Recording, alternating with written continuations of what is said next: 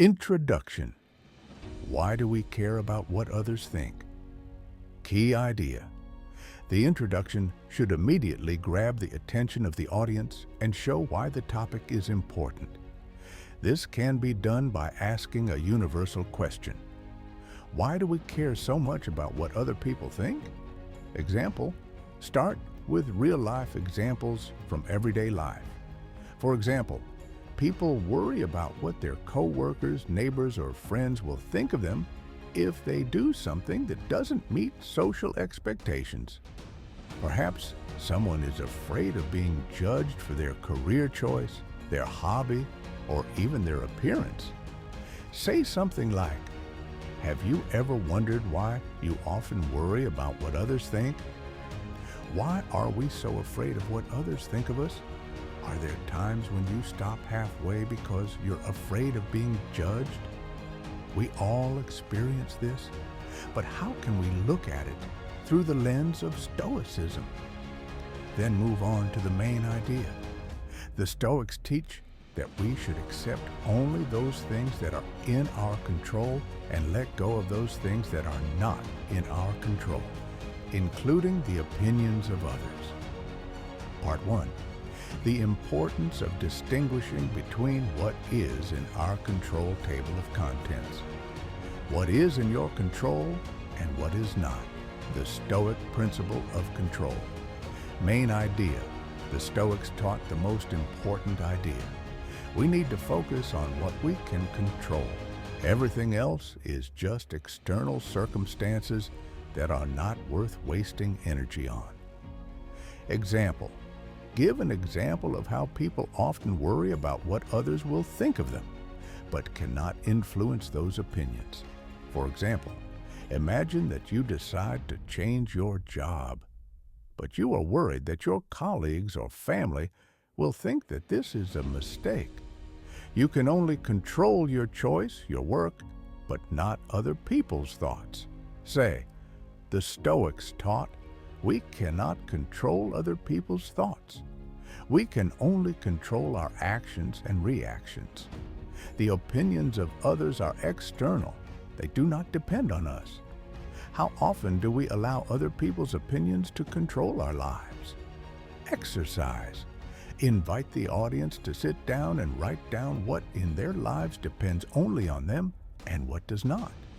For example, what depends on me? My thoughts, actions, reactions, goals. What does not depend on me? The opinions of other people, accidents, circumstances. Part 2. The wisdom of Marcus Aurelius. Overcoming the fear of other people's judgment contents. The wisdom of Marcus Aurelius, freeing yourself from the fear of judgment. Main idea. In this part, you can touch on how Marcus Aurelius, one of the greatest Stoics, accepted the judgments and views of others. His approach can serve as an example for those who are afraid of criticism. Example, in his Meditations, Marcus Aurelius often wrote about accepting judgment and criticism when it is logical and constructive, but not letting it weigh us down. He emphasized that it is not what is said about us that is important, but how we respond to it. Say, Marcus Aurelius said that it is not how we are judged, but how we respond to it. He himself, as an emperor, faced a lot of criticism, but he taught himself to accept it with wisdom.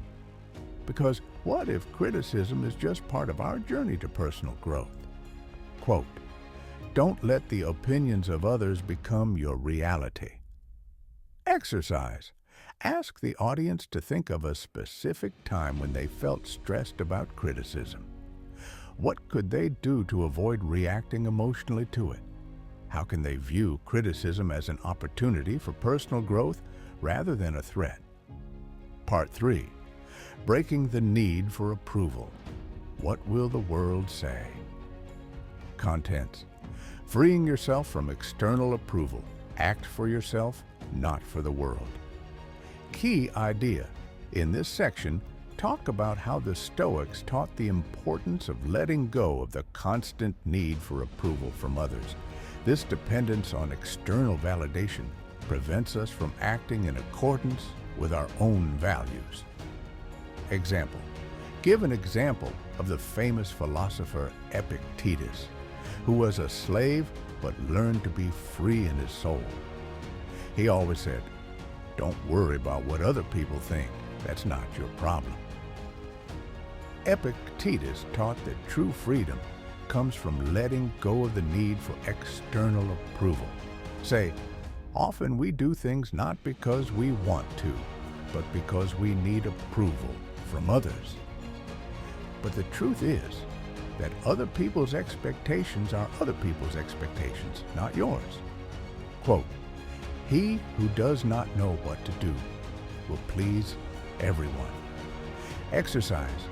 Ask viewers to write down what they do in their lives for the approval of others rather than for their own goals. Have them think about how they could change these actions to align with their personal values.